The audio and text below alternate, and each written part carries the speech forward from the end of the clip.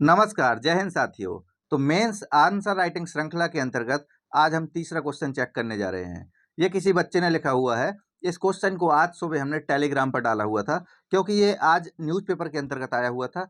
उसी टॉपिक पर हमने एक क्वेश्चन बनाया था, इसी क्वेश्चन पर आंसर लिखा गया है। तो चलिए चेक करते हैं। प्रश्न है, सबसे पहली चीज़ कि आपने यहाँ प्रश्न नहीं लिखा हुआ है, यहाँ पर आपको प्रश्न या क्वेश्चन जरूर लिख देना है, ताकि ये तो पता रहे यहाँ पर क्वेश्चन शुरू हो रहा है। तो ओटीटी यानी ओवर द टॉप प्लेटफॉर्म से आप क्या समझते हैं?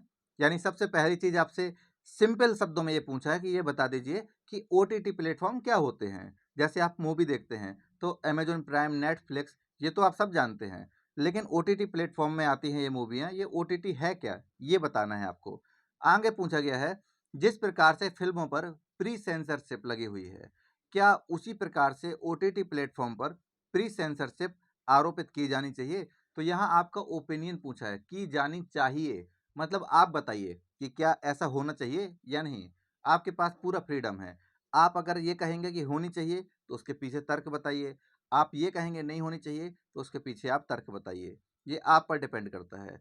और प्री सेंसरशिप का मतलब होता है कि किसी भी चीज़ को फाइनली दिखाए जाने से पहले उसकी बारीकियों को, उसमें क्या कंटेंट है, इसको जांचना। जैसे फिल्म वगैरह आती है तो पहले देखी जाती है सेंसर बोर्ड के द्वारा, और कई सारे महत्वपूर्ण, आपने देखा होगा, विवादित चीज़ें हटाई भी जाती हैं, तो इसी दौरान हटाई जाती हैं।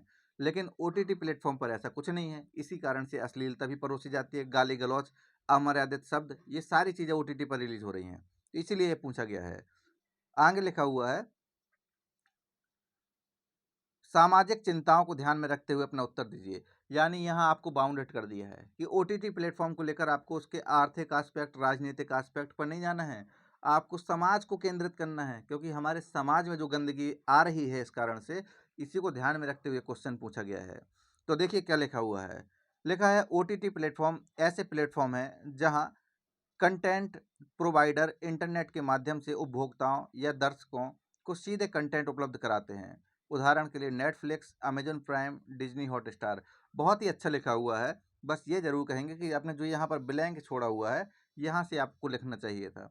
फिर भी आपने प्रस्तावना को बहुत अच्छा लिखा हुआ है, और इसके आपको नंबर मिलेंगे, अच्छे नंबर मिलेंगे आपको, क्योंकि आपने कम शब्दों में उतना कंटेंट बता दिया जो उसने पूछा हुआ था। आगे लिखा हुआ है, ओटीटी प्लेटफॉर्म उपभोक्ताओं को कम लागत, बेहतर क्वालिटी, असीमित कंटेंट जैसी विशेषताओं को उपलब्ध कराते हैं, लेकिन इन्हें सेंसरशिप के अंदर लाने के कुछ कारण भी हैं। यानी कि यहाँ आप ये कहना चाह रहे हैं कि इनको सेंसरशिप के दायरे में लाना चाहिए। आपने ये बात स्वीकार कर ली है, तो आप उसी चीज़ को ध्यान में रखते हुए कारण भी बताएंगे। चलिए, अच्छी बात है, देखते हैं आगे। हेट स्पीच, बिल्कुल सही बात है। आप किसी भी सीरीज को, किसी भी मूवी को आप देख लीजिए जो नेटफ्लिक्स पर आती है, उसमें ऐसा हो ही नहीं सकता है कि अश्लीलता, गाली गलौज, अपशब्द, अमर्यादित शब्द या ऐसा आचरण जो समाज में स्वीकृत नहीं है, वो सभी ना किया गया हो। तो बिल्कुल सही बात है।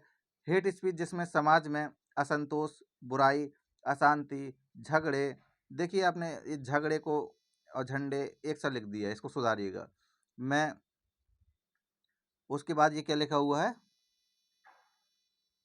पॉलिचिंग बढ़ जाता है, मोप ली, देखिए ये शब्द ध्यान रखिए, मॉब लीचिंग होता है, ये मॉप लीचिंग नहीं होता है। मॉब लीचिंग का मतलब होता है कि भीड़ किसी भी कारण से जो बात उन सुनते हैं तुरंत रिएक्ट करते हैं, और ऐसी स्थिति में किसी की जान तक ले लेती है, वो होती है मॉब लीचिंग। जैसे आपने देखा होगा गौ मास के संदर्भ में कई जगह ये देश में हुआ है। तो हेट स्पीच में आपको बेसिकली ऐसी बातें लिखनी थी जो अमर्यादित हैं, गाली गलौच हैं, अपशब्द हैं, समाज में स्वीकृत शब्द नहीं है, उसकी बात की गई थी।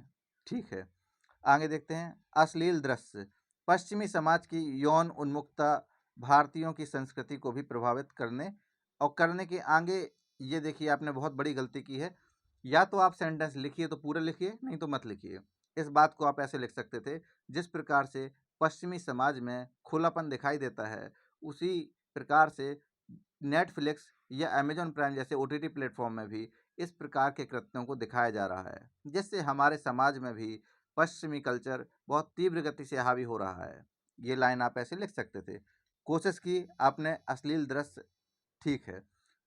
उसके बाद है सांप्रदायिकता एवं धार्मिक कट्टरता। ये बात सच है, बहुत सारी मूवियाँ ऐसी आ रही हैं जिस पर इसी चीज़ को प्रमोट किया जा रहा है, जिससे झगड़े, हत्या, असंतोष, सार्वजनिक संपत्ति यहाँ पर आपने लिखा हुआ है नष्ट होना, जो भी आपने लिखा हो इसको थोड़ा ठीक से लिखिएगा और कोशिश कीजिए कि शब्दों में जो क्लियरिटी आनी चाहिए वो आए। राइटिंग भले ही थोड़ा सा कम हो चलेगा, लेकिन शब्दों में क्लियरिटी हो, वाक्य पूरा का पूरा लिखा होना चाहिए, उसमें कोई कॉम्प्रोमाइज़ मत कीजिए।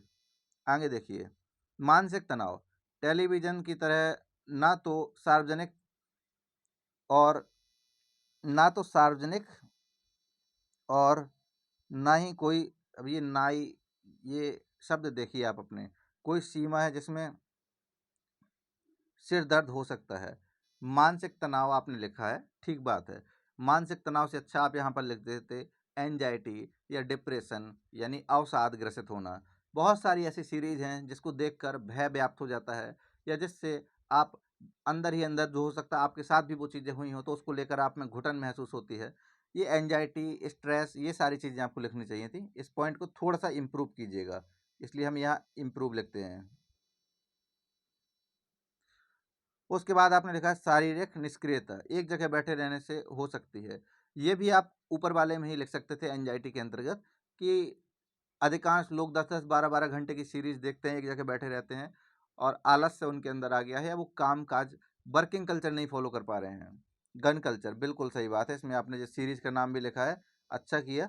जैसी वेब सीरीज से दबंग होना अच्छा माना जाने लगा।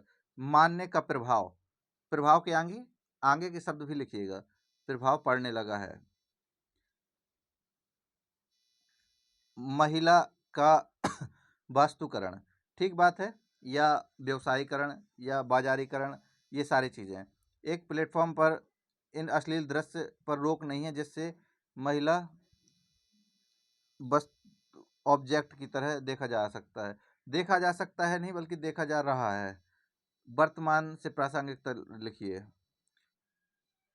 जैसे आश्रम वेब सीरीज आपने यहाँ पर लिखा, चलिए अच्छा किया आपने। सीरीज के नाम भी आपने लिखे, ये दिखाता है कि आपकी ये हॉबी भी हो सकती है, ताकि आप, क्योंकि आपको अच्छी समझ है इस पर, इसलिए ये भी अच्छा है। और अपनी हॉबी को इसी प्रकार से इंक्लूड करना है आपको।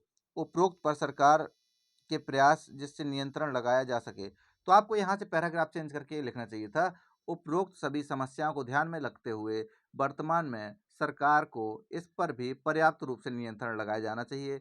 नहीं तो इससे समाज में सामाजिक सद्भाव, साथ में जो सामाजिक सहचर्य है वो भी प्रभावित होगा नकारात्मक रूप से। आपने लिखा है कि किस प्रकार से, तो आईटी रूल्स है यहाँ पर, तो आपको इसको ठीक से लिखना है। 2021, जिसमें इन प्लेटफॉर्म को स्वनियंत्रण की जिम्मेदारी दी गई है, बिल्कुल सही बात है, इसको अंडरलाइन भी कर सकते थे आप, स्वनियंत्रण की जिम्मेदारी।